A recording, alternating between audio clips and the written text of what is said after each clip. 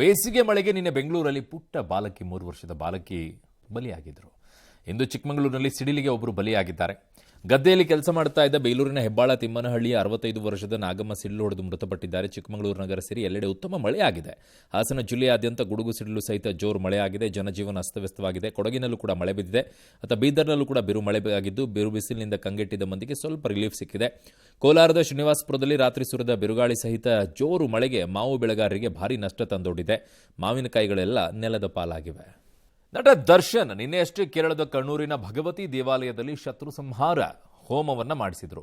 ಈ ಸಂದರ್ಭದಲ್ಲಿ ದರ್ಶನ್ ಜೊತೆಗೆ ಮತ್ತೊಬ್ಬ ಕೊಲೆ ಆರೋಪಿ ಇದ್ದ ಎಂಬ ವಿಚಾರ ಈಗ ಚರ್ಚೆಗೆ ಗ್ರಾಸವಾಗಿದೆ. ಅವರು ಕೊಲೆ ಆರೋಪಿನೇ, ಇವರು ಕೊಲೆ ಆರೋಪಿನೇ. ಪುತ್ತೂರಿನ ಕಾಂಗ್ರೆಸ್ ಮುಖಂಡ ಸವಣೂರು ಪ್ರಜ್ವಲ್ ರೈ ಎಂಬಾತ ಗೆಳೆಯ ದರ್ಶನ್ರನ್ನ ಈ ದೇವಸ್ಥಾನಕ್ಕೆ ಕರೆದುಕೊಂಡು ಹೋಗಿ ಶತ್ರು ಸಂಹಾರ ಪೂಜೆ ಮಾಡಿಸಿದ್ರಂತೆ. ವಿಪರ್ಯಾಸ ಅಂದರೆ ಪ್ರಜ್ವಲ್ ರೈ ಕೂಡ ಕೊಲೆ ಪ್ರಕರಣವೊಂದರಲ್ಲಿ ಆರೋಪಿ.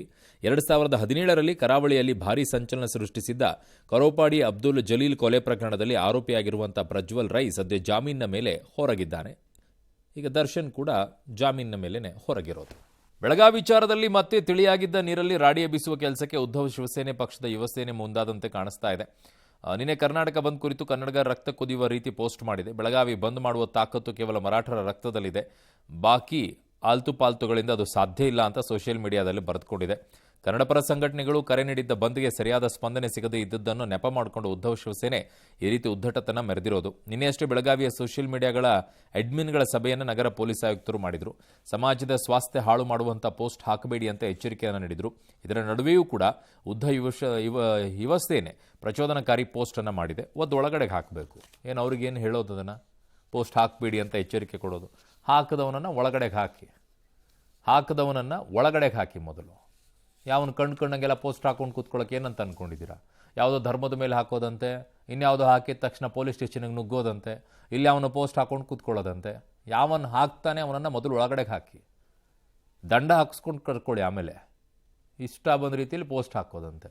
ಅದನ್ನು ಯಾವನೋ ಇನ್ನೊಂದು ನೋಡಬೇಕು, ಅವನು ಇನ್ನೊಂದೇನೋ ಕೆಲಸ ಕೃತ್ಯ ಮಾಡಬೇಕು. ಅಸಹ್ಯ ಅನ್ಸಲ್ವಾ ನಿಮಗೆಲ್ಲ? ಇನ್ನು ಮಹಾರಾಷ್ಟ್ರದಲ್ಲಿರುವ ಮೊಘಲರ ದೊರೆ ಔರಂಗಜೇಬ್ನ ಸಮಾಧಿ ತೆರವಿಗೆ ಆಗ್ರಹಿಸಿ ಹಿಂದೂಪರ ಸಂಘಟನೆಗಳು ಕೂಗೆಬ್ಬಿಸ್ತಾ ಇವೆ. ಇದನ್ನು ಈಗ ಆರ್ಎಸ್ಎಸ್ ಸಮರ್ಥಿಸಿಕೊಂಡಿದೆ. ಭಾರತದಲ್ಲಿ ನಮ್ಮ ಸಂಸ್ಕೃತಿ ವಿರುದ್ಧವಾಗಿ ಇದ್ದವರನ್ನು ಐಕಾನ್ ಆಗಿ ನೋಡೋದು ಎಷ್ಟು ಸರಿ ಅಂತ ಆರ್ಎಸ್ಎಸ್ ಮುಖಂಡ ದತ್ತಾತ್ರೇಯ ಹೊಸಬಾಳೆ ಪ್ರಶ್ನೆ ಮಾಡಿದ್ದಾರೆ. ಈ ಮೂಲಕ ಔರಂಗಜೇಬ್ನ ಸಮಾಧಿ ತೆರವಿಗೆ ಆಗ್ರಹಿಸಿ ನಡೀತಾ ಇರುವಂತಹ ಹೋರಾಟವನ್ನು ಸಮರ್ಥನೆ ಮಾಡಿಕೊಂಡಿದ್ದಾರೆ. ಇದೇ ವೇಳೆ ಮೋದಿ ಆಡಳಿತಕ್ಕೆ ಫುಲ್ ಮಾರ್ಕ್ಸ್ ನೀಡಿದ್ದಾರೆ.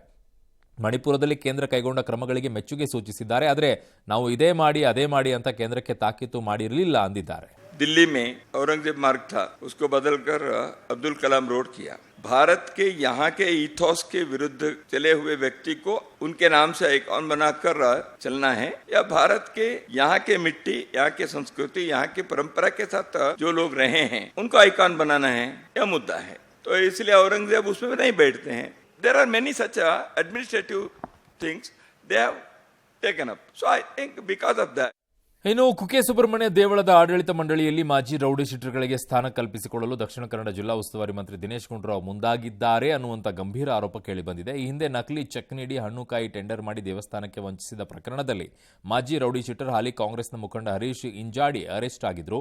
ಹರೀಶ್ ಇಂಜಾಡಿ ವಿರುದ್ಧ ಮರಳು ಮಾಫಿಯಾ, ಮರಕಳ ಸಾಗಣೆಯಲ್ಲಿ ತೊಡಗಿರುವ ಆರೋಪವೂ ಕೂಡ ಇದೆ. ಇಂತಹ ವ್ಯಕ್ತಿಗೆ ದೇವಳದ ಆಡಳಿತ ಮಂಡಳಿಯಲ್ಲಿ ಜಾಗ ಕೊಡಬೇಡಿ ಅಂತ ಆಗ್ರಹಿಸಿ ಸುಬ್ರಹ್ಮಣ್ಯ ಗ್ರಾಮಸ್ಥರು ಧಾರ್ಮಿಕ ದತ್ತಿ ಸಚಿವರಾಗಿರುವಂತಹ ರಾಮಲಿಂಗಾರೆಡ್ಡಿ ಅವರಿಗೆ ಪತ್ರವನ್ನ ಬರೆದಿದ್ದಾರೆ. ಇನ್ನು ರೈಲ್ವೆ ಇಲಾಖೆಯಲ್ಲಿ ಉತ್ತರ ಭಾರತೀಯರೇ ತುಂಬಿದ್ದಾರೆ. ಅವರಿಗೆ ಹೋಲಿಸಿದರೆ ದಕ್ಷಿಣ ಭಾರತದ ಉದ್ಯೋಗಿಗಳ ಸಂಖ್ಯೆ ತುಂಬಾನೇ ಕಡಿಮೆ ಇದೆ.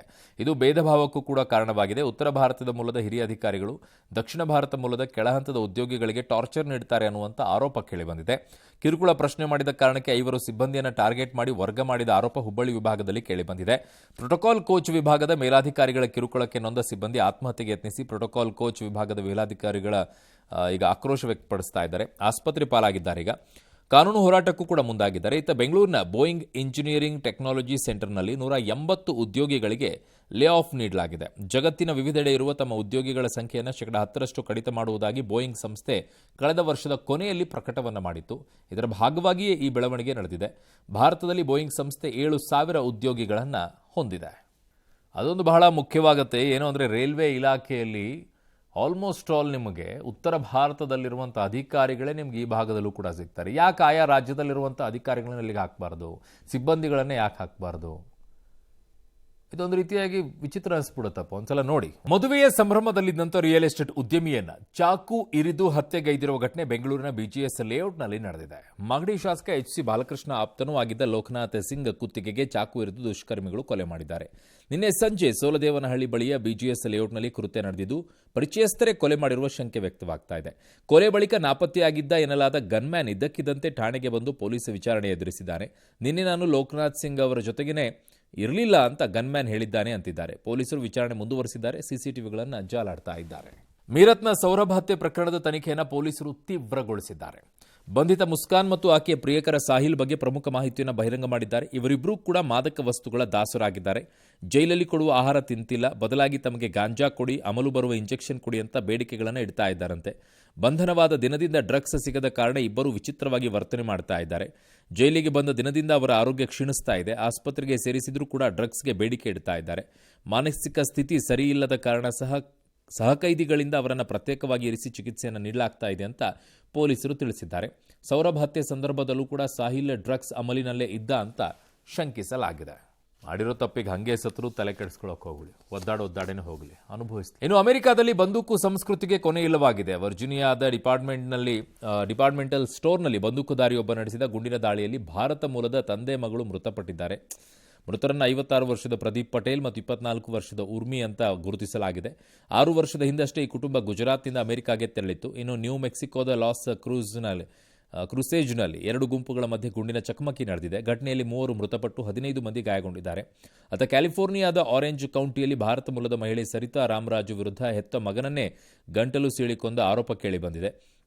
ಪೊಲೀಸರು ಆಕೆಯನ್ನು ಬಂಧಿಸಿ ವಿಚಾರಣೆಗೆ ಒಳಪಡಿಸಿದ್ದಾರೆ. ಆರೋಪಿ ಸರಿತಾ ರಾಮರಾಜ್ ಭಾರತದವಳಾಗಿದ್ದು, ವಿಚ್ಛೇದಿತ ಪತಿಗೆ ಮಗನನ್ನು ಒಪ್ಪಿಸಬೇಕು ಅಂತ ಈ ಕೃತ್ಯ ಎಸಗಿದ್ದಾರೆ. ಇನ್ನು ಆಯುರ್ವೇದ ತೈಲ ಮಾರಾಟ ಮಾಡಲು ಮಧ್ಯ ಆಫ್ರಿಕಾದ ಗಬಾನ್ ದೇಶಕ್ಕೆ ತೆರಳಿದ ದಾವಣಗೆರೆ ಮೂಲದ ಹಕ್ಕಿಪಿಕ್ಕಿ ಜನಾಂಗದ ಮಂದಿ ಸಂಕಷ್ಟಕ್ಕೆ ಸಿಲುಕಿದ್ರು. ಚನ್ನಗಿರಿಯ ಅಸ್ತಾಪನಹಳ್ಳಿ ಗೋಪಾನಾಳ ಗ್ರಾಮದಲ್ಲಿ ಹಲವಾರು ವ್ಯಾಪಾರದ ಸಲುವಾಗಿ ಕೆಲ ತಿಂಗಳಿಂದ ರಾಜಧಾನಿ ಲೆಬ್ರಿವಿಲ್ಗೆ ಬೀಡು ಬಿಟ್ಟಿದ್ರು. ಆದರೆ ಅಲ್ಲಿನ ಹೊಸ ರಾಜಕೀಯ ನೀತಿ ಕಾರಣ ವಿದೇಶಿಗರನ್ನ ದೇಶ ಬಿಟ್ಟು ಹೋಗುವಂತೆ ಸೂಚಿಸ್ತಾ ಇದ್ದಾರೆ. ಈ ಹಂತದಲ್ಲಿ ಚನ್ನಗಿರಿ 25 ಮಂದಿಯನ್ನು ಪೊಲೀಸರು ವಶಕ್ಕೆ ಪಡೆದು ಜೈಲಿಗೆ ಕಳಿಸಿದ್ರು. ಇದೀಗ ಪಾಸ್ಪೋರ್ಟ್ ಪರಿಶೀಲಿಸಿ ಅವರನ್ನು ಜೈಲಿನಿಂದ ರಿಲೀಸ್ ಮಾಡಿದ್ದಾರೆ. ತಕ್ಷಣ ದೇಶ ತೊರೆಯುವಂತೆ ಸೂಚಿಸಿದ್ದಾರೆ. ಅದರಂತೆ ಇದೀಗ ಚನ್ನಗಿರಿ 25 ಮಂದಿ ವಿಮಾನವನ್ನು ಹತ್ತಿದ್ದಾರಂತೆ.